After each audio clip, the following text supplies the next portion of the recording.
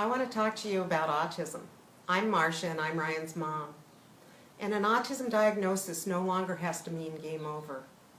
My son was diagnosed at age 4. At that time I was told there was no hope, there was nothing I could do, and he would have no future. But that's not what happened. Ryan is now an aerospace engineer and works as the liaison between his company and its customers. He has fabulous people skills and does all the things the experts said could never happen. Don't allow this frightening diagnosis to overwhelm you. You have to learn to trust your gut. You know your kid best and you know what works for them. So keep at it until you figure out how to do it and realize that this is medical and treatable.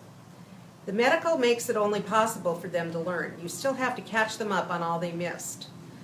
For us, we used our own version of ABA, but there's a lot of different ways to do it. There's Sunrise, there's Floor Time, there's RDI, and they all work if you stick with them.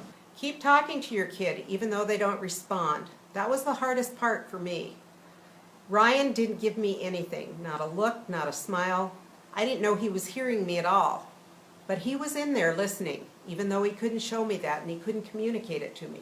I did a lot of things wrong, but the one thing I did right was to never give up. You can do this, and I'll be here to help you. All proceeds from my book go back into spreading the message that autism is treatable.